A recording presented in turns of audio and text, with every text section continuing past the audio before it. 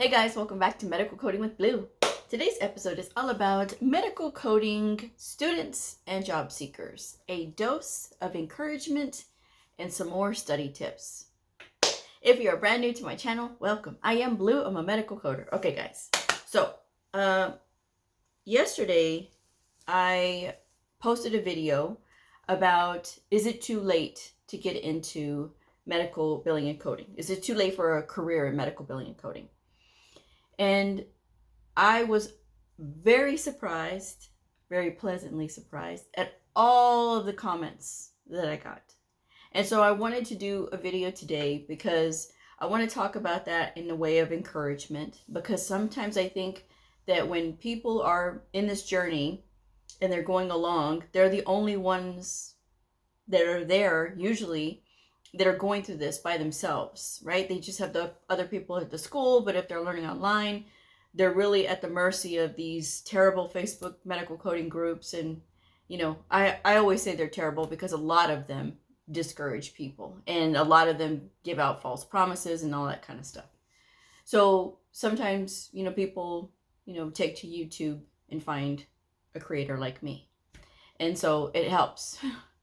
But like I said, the response was just so awesome. And I want to share these comments because if you're feeling discouraged, if you feel like you want to give up because you say, well, I started this, but this wasn't what I thought, or I'm too old, I can't do this. There's no such thing as I'm too old, I can't do this, okay? And so that's what we were talking about yesterday. So like I said, I want to read these comments. And I want you guys to think about this because these are people that are showing up scared. They are showing up scared. They are showing up unsure of themselves. They are showing up regardless of how they feel. They are here. And I want you guys to think about that because I know that on the other side of this fear that you have, starting this new career or, you know, starting in school after so many years, getting out there and getting rejected a lot in the job search, I want you to know that there is actually hope if you stick with it, because I am a success story from all of that. I went through this. Every single thing that I tell you all is literally from experience, literally from everything that I went through, everything that I see now, even as a veteran coder now for 17 years. And so everything that I'm telling you guys is because I've been there. And I want you guys to be set up for success. So I do come off with a little bit of tough love, but it works. And these people that commented, all these unique people that commented, because it wasn't the same person over and over again. This was different people. And so like I said, I mean, this was really awesome to hear. So this episode is dedicated to those folks who made these wonderful comments and for sharing their stories and being so vulnerable. I really appreciate that. And hopefully you all can learn from them. All right. So the comment says, I'm 57 and I'm studying for the CPC exam, with 11 likes on that comment. Another person says, I'm 56 and studying as well. And of course, there's congratulations. I love when you guys are supportive of each other too in the comments. And then somebody says, I'm 56. I took my CPC course back in 2022, and I'm now signing up for the HIT program. And it's a 2-year program, but I think if I think too hard about the fact that I'll be 58 by the time I receive my Associate of Applied Science in HIT, it scares me, but still showing up, right? And then the other person says, hi, Blue. I just turned 70. I am retired. And I've always had an interest in the medical field, and medical coding allows me to be involved without being hands-on. I would be squeamish with some of those situations. I just found a medical billing and coding course, 1.5 years of studies. So I'm preparing to get certified. As you said, we don't know how long we will be here on earth, but I know that as long as God allows me to be here, I'm still in good health with a sound mind, I won't allow my age to get in the way. Thank you for your videos. The information about the different certifications and exams was very helpful. The next person says, thank you, Blue. And this one, because, you know, Mother's Day is coming up. And it's this just letting you guys know, okay? If you've been with my channel for a while, you know that my beloved mother passed away several years ago. And this time of year is just it's just a hard time. But getting this comment, it really, really touched me. So the viewer says, thank you, Blue. You are my mama's voice here on earth. She is in heaven now, and you talk to me like she did. Thank you. So yesterday I had a few tears on that one, because that just really, that hit me. The next person says, starting at 68 and praising the Lord for blessing me with determination to reach my goal. And then somebody says, yes, love the positive outlook. I'm 56 and going back for an HIT degree. Next person says, I'm 35 years old and starting over. I won't lie, it's scary to learn something new. I keep watching your videos for motivation and advice. So far, it's really helped, especially when I start doubting myself. Thank you again, Blue, and good luck, everyone. I'm almost 65 and I'm looking for a second career. I'm about to be 43 and studying for my CPC. I've been a stay-at-home mom for 14 years. It's terrifying, but I'm taking it one step at a time. I'm dedicated to being a lifelong learner, which is partially why I chose this field. I needed to hear this today. Thank you so much for this. Turning 40 this year and taking the steps to change my career. Sheesh. I just turned 60 this year and seriously considering pivoting to another coding specialty or auditing or CDI, studying for the CCS this year. Hello, Blue. Thank you for sharing your knowledge and time. I'm 66. Passed my CPC exam a couple of months ago, and I'm now working on Practicode just to get acquainted with the real life cases before I start looking for a job. I don't know how it will go, but I will definitely follow your honest advice. And then next comment says, thanks, Blue. You're the best. Love this. I would love to love my work. I love this one too. I would love to love my work. Most of my working life has been going from one crappy job to another. If I were to have another career, it would be in the medical coding field. And this would be a great second career at 59. I can't wait. Thanks, Blue. I'm 26, about to be 27, feeling like I'm late. I've been a medical assistant since I was 20, and I'm ready for a change. Thank you for your advice and videos. And another one says, it's never too late. I'm 38 and will be retaking the CPC, hopefully for the final time. I would love to get some motivation from Blue.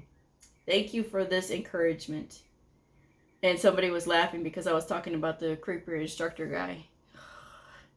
So she says the instructor guy was creepy, haha. And then the last person says, I'm 60. Completed my medical billing and coding courses a couple of months ago. Currently prepping for my CPC exam.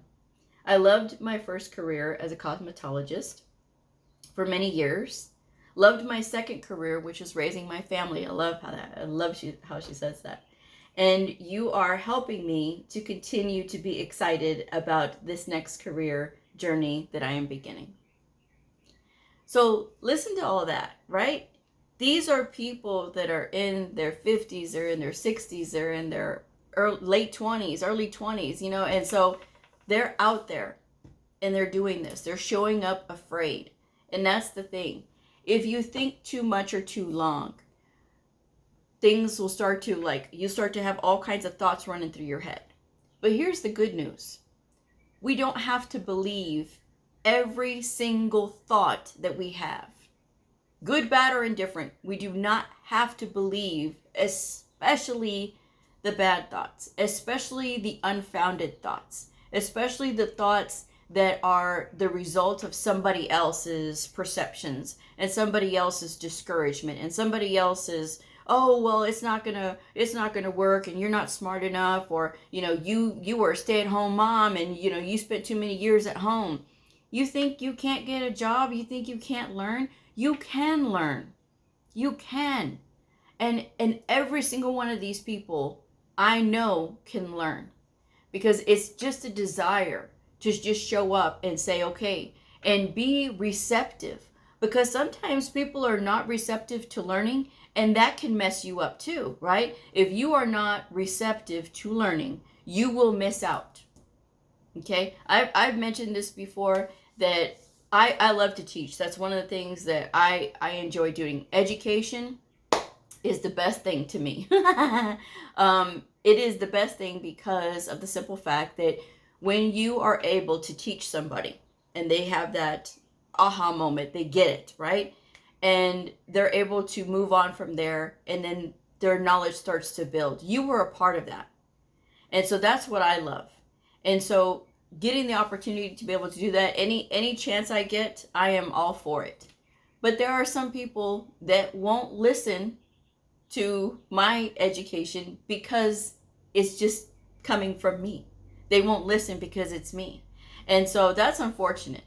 But there's really nothing that I can do about that. All I can do is just continue to enjoy my life and what I do, because I have found my purpose. And this purpose that I have in life, which is, I got into this career field not having a clue about what it was to even begin with. And if you've been with my channel, you know my story. I was unemployed. I had to go to we call it the unemployment office. Some people call it the workforce office. And they had a class that we had to take, because like if you needed to get a GED, they would help you get your GED. If you needed help with resumes, they would help you with the resumes. Interviews, they would prep you for interview and that kind of thing. But one of them was, if we could retrain you into a different field, you will pay for the school. Well, of course, that's free education. I mean, I wasn't, doing anything at that time anyway, other than being unemployed and going through a divorce. I was like, okay, well, this is my chance to do something, So I was all for accounting. I was all for, hey, I got to do accounting because I love numbers. I'm a numbers person. And my case manager was like, hey, what do you think about medical coding? I said, oh no, I don't give people, I don't do needles. I don't do any of that. And he said, no, it's not that. It's reading, and it's about putting the stuff into codes. And I was in my later 20s. I didn't think that, oh, this is a career I can't get into it. I was like, oh, okay, well, this is interesting. Let me go ahead and get into this. And so I think sometimes when people feel discouraged, it's because they become conditioned to think of the negative things. When in actuality, we need to look at what the positive things could be. What are the positive goals that we have set for ourselves, which is getting into a new career, getting into something that we enjoy, and something that is needed. This career field is constantly growing, and it changes, right? It evolves, because we went from paper records. I was already in when they were doing the electronic health record, but there was a lot of places before that used to have paper records, people writing, it wasn't the electronic health record yet. So we evolved into the electronic health record and what it is today. Then of course there's the evolution into computer assisted coding and all that kind of stuff. And if you're worried about AI, don't. AI does not have the ability to critical think. It's just zeros and ones, and it's code that is written by somebody that is not a coder. Okay. And not only that, all these doctors, they learn different ways. They have different ways of writing things. And so one word can have two meanings, like fall. You may be thinking fall, like, okay, fall down the stairs, or fell, or something like that. But fall is an injury, right? But there's also fall meaning the season of the year, like in autumn, right?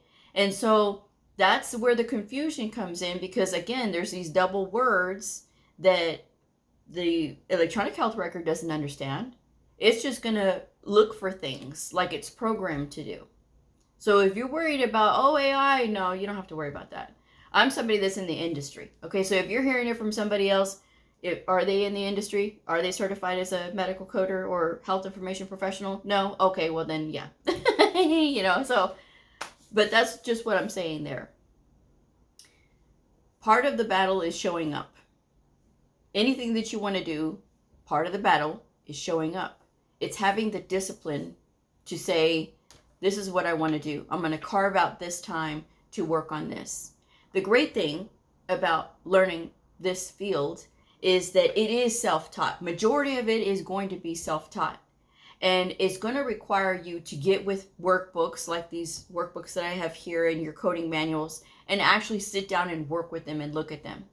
And you're working in 30-minute slots or 1-hour slots at a time. You don't practice, you don't work through your books longer than that. It's some of these like these courses, right? That they have like these cheap courses that they have people sign up for, and they're like 3-hour classes all at one time, and then you're just trying to figure the stuff out on your own, and then it's like a bunch of people in this room and that kind of thing. And that's not the way. That's not the way, because people will lose their attention spans after 1 hour. I mean, the attention span of people has really gone down from 20 years ago. And things like TikTok make it worse because they have these little 10-second clips where you're just getting just the sheer information and then that's it. You're not getting anything else. You're just getting to the heart of the story. So your brain doesn't have time to process a beginning, a middle, and an end. Believe it or not, your brain has to have that time. Even though there's things that it is calculating in milliseconds, right? But you still need to be able to, in order to process, I want to sneeze, in order to process ideas and thoughts and information, you still need time to be able to process that. But when you're getting that hit of dopamine from these little 10-second clips that you get on TikTok, you're more willing after a while, because you're going through hundreds of these in an hour, right? Because an hour just flies by when you start watching these little clips. And so your brain is like, oh, okay, well, it just wants that little hit of dopamine because it got right to the point. There was no beginning, there was no middle, and there was no end. It was just the meat of the potato. And so you do that enough, your attention span starts to get shorter because you're getting conditioned to only listening to 10 seconds worth of stuff. And a lot of people will tell me, well, Blue, your videos are too long form, right? My videos are perfectly fine the way that they are. I have tried in the beginning of my channel in 2018, because I didn't know, to go 8 minutes. People complained that it was too short and they still had more questions. So I go a little bit longer and, they say, oh, well, that's much better. And then when I tried to go back shorter because people were saying the videos were too long, well, I go back shorter and people complain. So I'm going to do it the way that I want to do it, which is in long form videos, because I am about explaining things. That's what I do. Okay. And so it does help if you take away some of that time that you're spending, all of that time sucked into the internet or sucked into video games or whatever it is that y'all are doing, Snapchat or, Facebook or whatever. And you devote some of that time to studying. That's what's going to help you to build a better future for yourself. This is just a short amount of time in the overall grand scheme of things, right? It's a few months, 9 months, 12 months, or 18 months is what I say. And this goes for everybody. Doesn't matter if you're coming over from a nurse background, a surgical tech background, any background in medical, it does not matter. You still need to learn medical coding just like anybody else. And it takes time to learn. Yes, you have advanced clinical knowledge, right? If you're coming from the medical background, but it still doesn't mean that you're going to immediately understand the coding guidelines. Because if you did, then doctors would be able to understand it, right? And there would be no need for us. But clearly there is, right? Because we're the ones as coders and health information professionals and data quality and CDI, clinical documentation integrity, right? we are all part, the revenue cycle, we're all part of ensuring that the data that is collected from these visits that these providers are performing and the care that they're providing is accurately captured. Okay, which brings me to my study tips. You know, all it is, a big part of it is sitting down and working with your books. That is the biggest part of it. And believe it or not, this is the part that trips people up the most. Yes, I know the wording is backwards. I don't know. I'm not a tech savvy person, okay? But you get the idea. The books that I recommend are in the description box. All of them are there. All of them.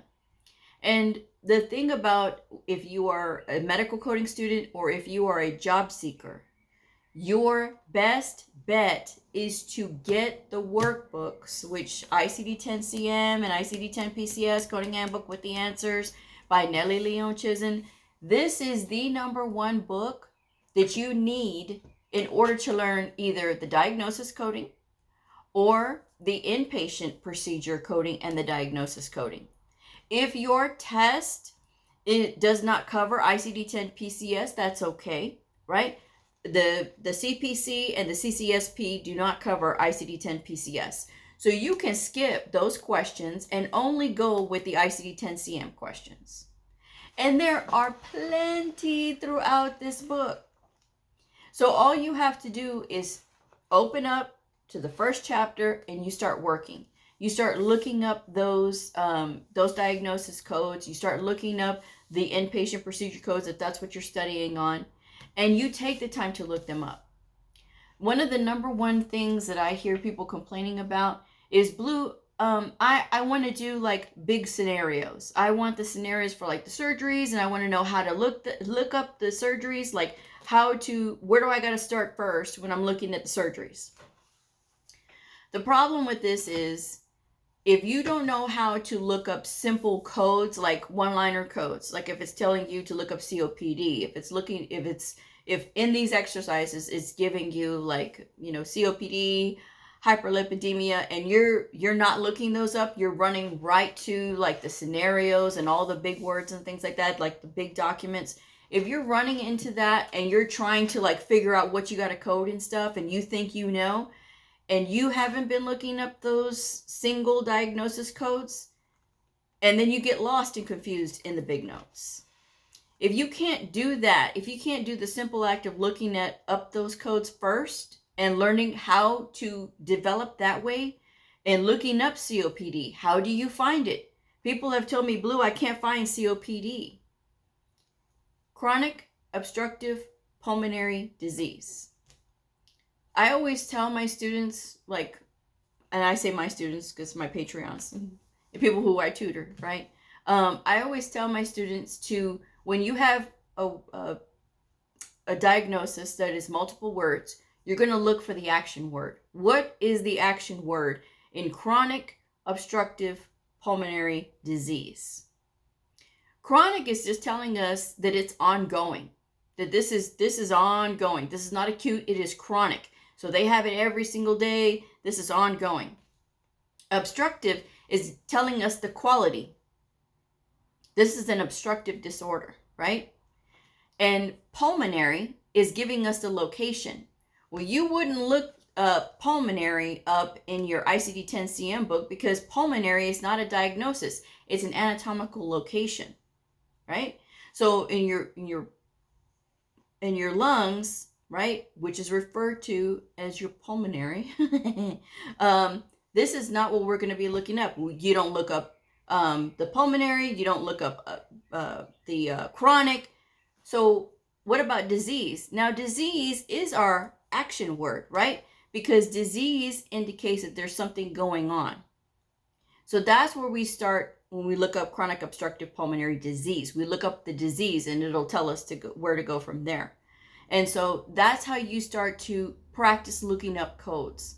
And you have to do that part first. You've got to get comfortable with that before you can start looking at surgery notes and evaluation and management encounters. You need, like clinic encounters, you need to be able to spot diagnoses, be able to look them up in your coding books. Now, if you say, well, Blue, I have my certification, but I never learned that way. Now is your time while you're out there looking for a job, or maybe you just landed a job. This is the time for you to still practice. You practice at home on your own. It does require you to do some bit of study when you are at home. And if you are still in school, you need to be studying for 20 hours per week. That may sound like a lot. And you may say, well, Blue, I can't do that. I work 40 hours a week and I have a family and kids to take care of. I can't possibly do that. Yes, you can. Oh, yes, you can. 20 hours in the morning, 20 hours in the morning, 30 minutes in the morning when you're getting up, you could be listening to something. Because listening, working through workbooks, reading, this is all considered study time, right? So you do 30 minutes in the morning, you're getting up, you're listening to the channel that I recommend on YouTube for anatomy and physiology, which is Crash Course. Crash Course is a wonderful channel. It's got tons of videos about anatomy and physiology and pathophysiology. Just listen to it. You don't have to watch it. You can still get ready, get dressed, but turn on that video and start listening for 30 minutes. Or when you're driving, you can hook up your Bluetooth, right? Listen for 30 minutes. At your lunch hour, right? Everybody's got 30 minutes at least for lunch, okay? You go on your phone, you do Quizlet, you look up HIPAA, you look up anatomy, you look up medical terminology or pathophysiology, anything that you want to study that you can do on the go, you can do on your phone. You can write out flashcards, which is what I recommend. Writing out those flashcards because it's engaging your mind and your body. People who write out flashcards have a higher percentage chance of being able to pass their test. Because why? They're committing things to memory. Even though they're not really memorizing, their brain's going to recognize it because they did a physical action and while they're trying to learn something. Okay?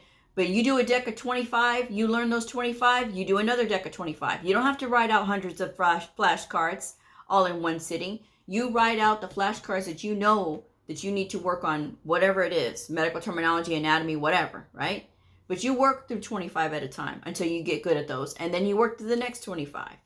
Then on your drive home, you could, again, be listening to Hank and the Gang, right? That's the one that's on Crash Course doing the anatomy and physiology videos.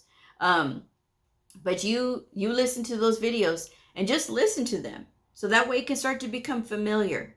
You can also do something fun like watch House, the show House MD, which is available everywhere, right?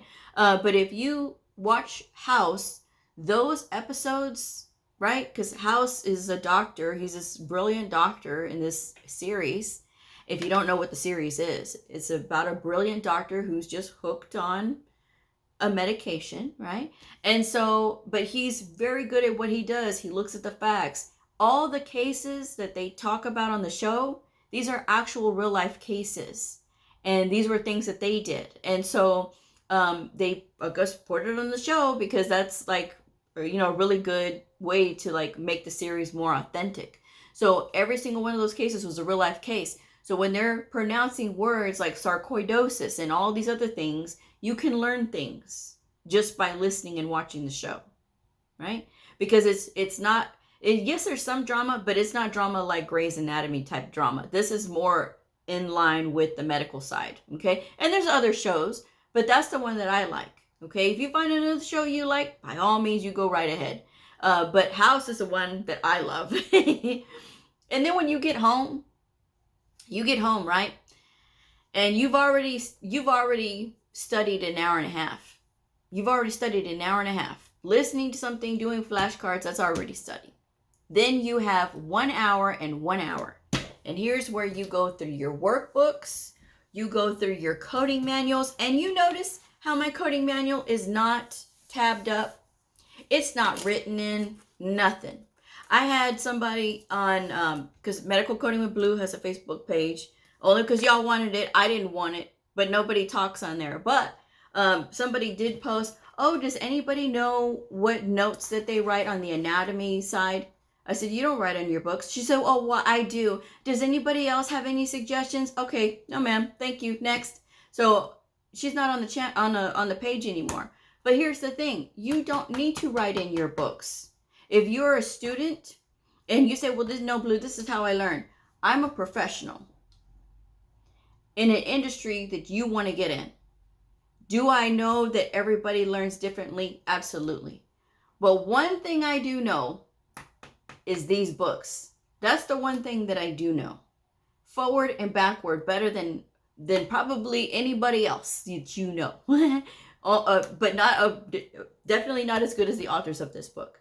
But the authors of these books, these coding manuals, they're doctors and scholars. They know what they're talking about. It's up to me as a professional. It's up to you as a professional to look through the book and learn from it. It doesn't need to be tabbed up. It doesn't need to have writing in it because it's got all the information in it that you need. And if you're taking an AHEMA exam, the CCS, CCA, or CCSP, these cannot be overly written in, because if you look at the candidate hand guide, it'll tell you that excessive writing will make your books invalid for the test, and you won't be able to even go into the test room. So then you'll forfeit your money. Did I scare you? I'm not trying to scare you. What I'm trying to tell you is that a lot of that writing, highlighting, tabbing, and all that other garbage, it's unnecessary. It is garbage. It is. Because it wastes time. I've heard of people with their CPT book telling me, oh, I got this tabbing system and it took me 8 hours to do. 8 hours that you could have been looking up codes. You could have been reading through your books. You could have been practicing, with the workbooks and stuff. 8 hours. But you were tabbing something that's never going to help you. No amount of tabbing, no amount of writing, highlighting will ever help you to get the right code. Because you're not in the real world yet. Now, if you're in the real world and this is your reference, absolutely. Okay, and you want to write some things that are specific for your facility or whatever, your doctor's office, your practice, whatever, then that's fine. But for my students, you don't need to write a single thing in your book. You don't need to highlight. You don't need to tab.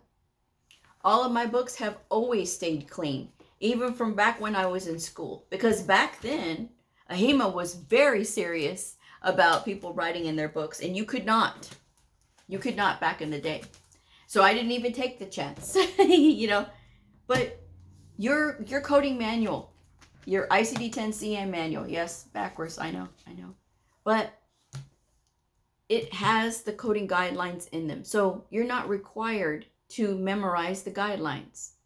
But what you are required to do is read them enough that it becomes second nature to you. And I've always recommended to read your coding guidelines, which if you have the Optum book, it's going to be at the front of the book. And it has all of the rules. A lot of times when people are asking questions, simple questions about sequencing and stuff like that, this is a guidelines question. You could know by reading the guidelines. And you read all of these guidelines in their entirety once per week while you're in school. If you're out of school, if you have your certification, you still need to be reading it anyway, okay? But you read the coding guidelines so you can be familiar with the rules. When somebody knows the rules, they can't mess with you, okay? They can't mess with you at all. So that's just what I'm saying there, guys. When you are thinking about getting into this field and you're showing up, you have the audacity to show up, and you are trying to get into this new career, just know that it will come with its pitfalls. It will come with its trials. It will come with its frustrations. But on the other side of all of that is a career that can change you if you let it. And don't let anybody take your dreams from you. Everybody's on their own path. Not everybody's going to see what you see. And it's not up to them to see it. It's up to you to believe in it yourself. Okay? So take my advice. Believe in yourself. Because yes, you can. If you had the dream in your heart, You can do this. You got to get disciplined. You got to get with those books. Every time you think about wanting to slack off, you got to think about your dream. What is your dream? What is your why? Is it for your kids? Because your kids are watching you from my parents. Is it so that you don't have to struggle if you're a single person? That you can be able to take care of yourself well? You think about that, okay? You think about that every single time. And don't you let anybody take your dreams away from you. And you be strong. And you go through my videos. I've got tons more motivational, tough love videos out there. And there's videos on modifiers and everything else too. And if you're interested, I have my Patreon channel. Patreon is a lot like YouTube, but you just pay to support the creator, which is me. You get all kinds of worksheets there, and you know, all kinds of study helps that will help you. I don't do like, break down this and break down that, because that's if you want to do a tutoring session, because everybody's at a different learning spot in their journey. So anyway, with that said, I'm going to go ahead and wrap this one up. But thank you guys so much for joining me. If this video helped you, please like, subscribe, and share, and I'll see y'all next time. Bye.